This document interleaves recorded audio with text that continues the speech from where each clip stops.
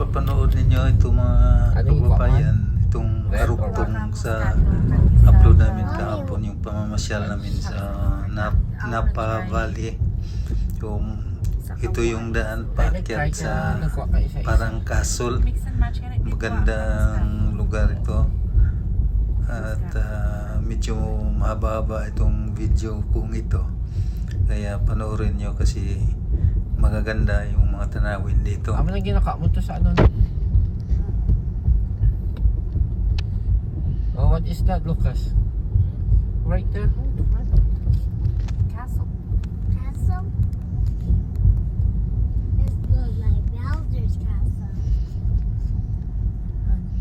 Nakikita ninyo yung castle sa itaas. Pupunta kami dyan. Bumaba na kami ng sasakyan at naglalakad kami paakyat. Pick up point or parking for us? Pick up.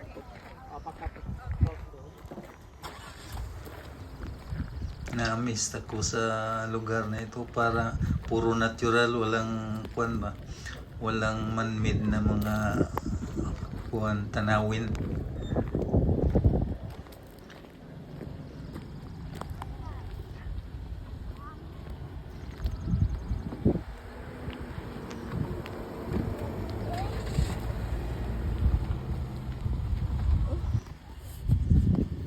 Hello, Lucas.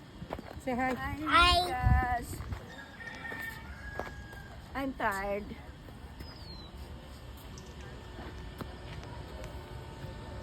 Lubat na si Mrs. Kasi napapagod na sa kalalakad.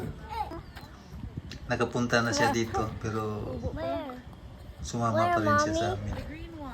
Ito yung bunga ng mga grapes, bago lang kuwan. Siguro And then the other one. 2 to 3 months siguro yan bago ma-harvest yan.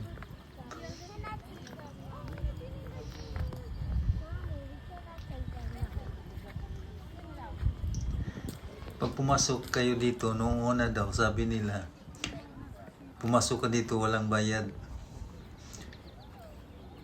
Tapos may option ka na bibili or hindi bibili ng wines nila. Pero sa ngayon, That's what I get. pag pumunta ka dito, wala pa rin bayad. Kaya lang, kailangan bibili ka ng wine nila. Umili kami dito ng 2 bote.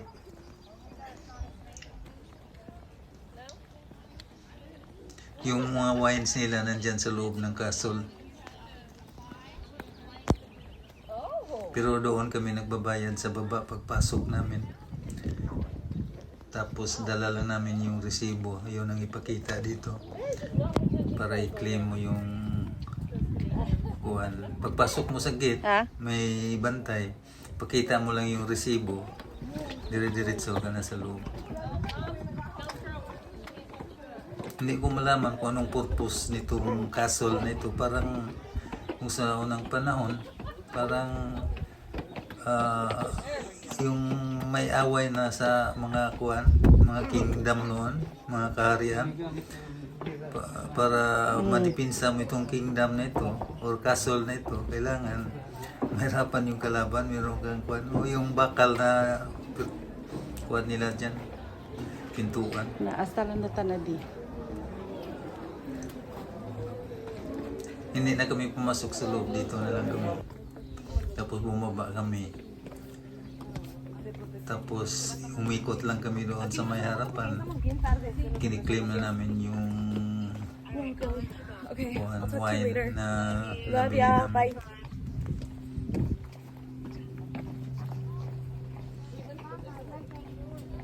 Maganda ang lugar na ito. Makikita mo parang mainit gaya ng Pilipinas dahil sa sikat ng araw. Pero malamig yan.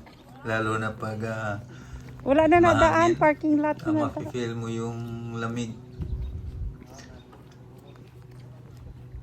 Kaya naka-long sleeve pa rin kami pag winter. Dito meron din silang mga inaalaga ang mga hayop. Imo daw yung tawag na yan, yung nandyan sa nakadapa. 哦，这个就是你说的那个羊。 Yung may kambing sila dito, ng hybrid. Tsaka yung mga manok nila, mga malalaki, ito, imo ito. More or less, ang mga manok nila dito, mga 4 to 5 kilos yata, yan o. Makita mo yung manok. Malaki. Yan, naglalakad. Imo daw yung tawag doon. After namin nakuha yung wine, bumaba na kami. At meron pa kaming pupuntahan. Yung tinatawag na geyser. Geyser yung tubig na parang fountain pero natural, hindi yung ginagamitan ng kuryente para yung tubig bubuga o lalabas doon sa butas. Natural as in parang singaw ng vulkan sa loob. Sorry, Mommy. Mommy.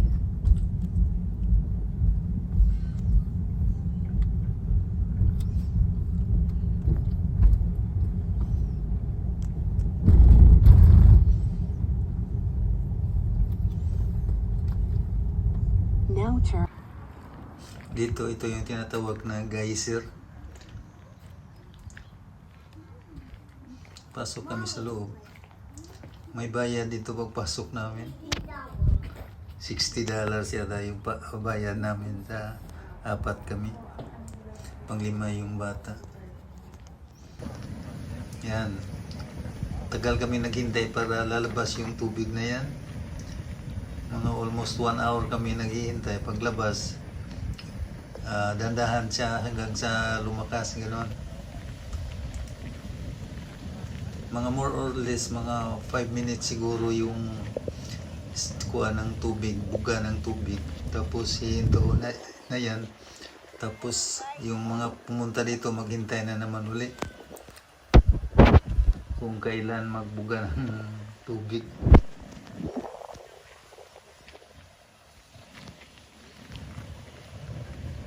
Parang pareho doon sa Negros sa Mambukal na bumubuga yung kwan, mainit yung tubig. Oh yeah, it's high. Pero kaibahan dito, Go, Lucas, parang go over there. fountain yung tubig. Oh, that's so cool.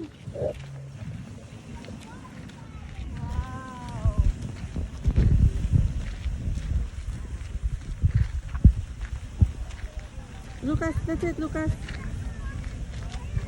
Lucas. That's hot water.